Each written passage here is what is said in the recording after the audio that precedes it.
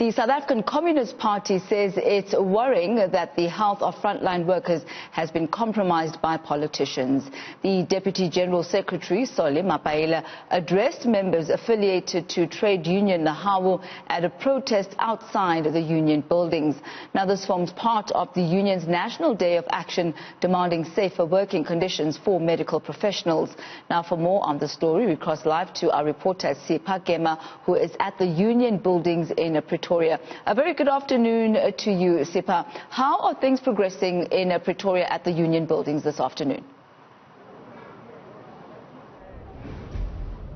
Well, things went rather smoothly, of course, here at the union buildings, where we saw the acting DG in the presidency, Lusanda Mxenge, as well, accompanied by the Deputy Minister of Health, Dr. Joe Phaahla, coming in to, of course, receive the memorandum on behalf of the presidency here, and as Nihau handed over the memorandum. But of course, we know that in certain parts, in certain areas of the country, it didn't go quite as smoothly, but in Pretoria it went very well, where we saw addresses, as you mentioned, by SACP. We also saw addresses from SASCO as well as from COSATU, who were actually talking about the level of corruption, the amount of corruption that there is currently in the country, and how much it is costing the everyday worker, more especially the health workers, as we know that there have been corruption allegations that have mounting across the country on these personal protective equipment.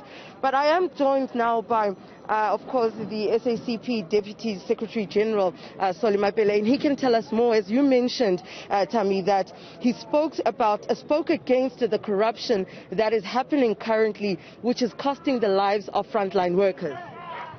Yes, most certainly we are completely worried about what's happening, particularly regarding corruption of PPE that affects largely frontline workers, and they don't have adequate material in different hospitals. Now, as the organization that is directly involved in hospitals, have done an assessment, and we've shared that and discussed that assessment of each and every hospital, clinic and so forth, where they are organized, and to indicate the extent to which there are shortages, and even in areas where workers are forced to work without appropriate PPEs, despite what government has made assurances to the people.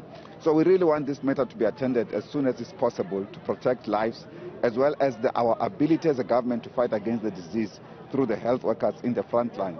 So that's why we came here today to support this action. But more than that, also to reject government's intention to blackmail workers, the public sector workers, in the midst of COVID-19, or using COVID-19 as an excuse and reneging on its agreement to pay workers their increases, salary increases.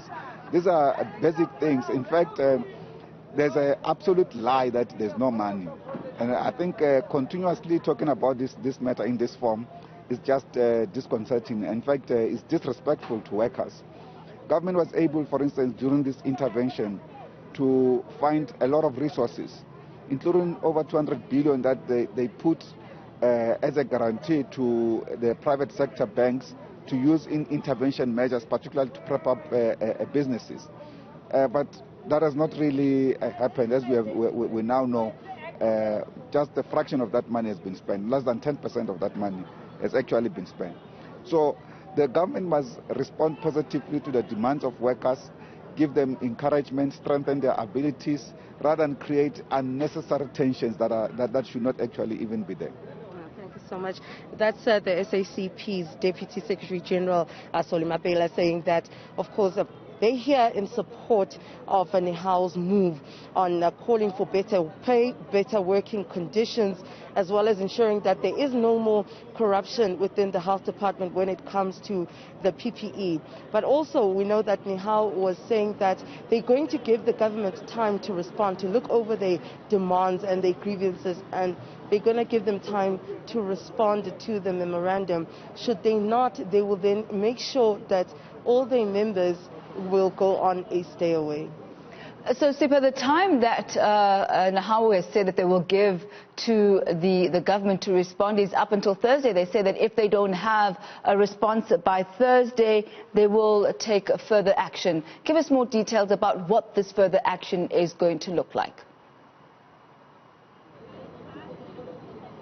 Well, further action would be to actually centralize all their members that are working as healthcare in the front lines especially now during the pandemic, where they will stay away and, of course, tools down until their demands are heard and their demands are being met. So for now, what ought we to be expecting from the HAWU? What is the next on their planned action? Well, for now, HAWU has handed over the memorandum and the presidency has accepted. And of course, the acting DG has promised that the memorandum will end up on the president's desk and will reach the president's attention so that he can decide then how they will go forward. But also to mention that HAWU did say that they have been engaging with the government since the 5th of March.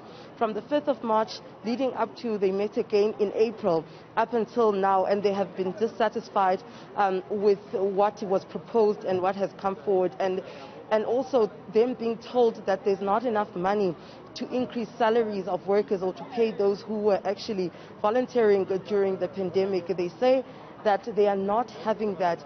What they want is to ensure that every health worker has a salary so that they're able to make ends meet.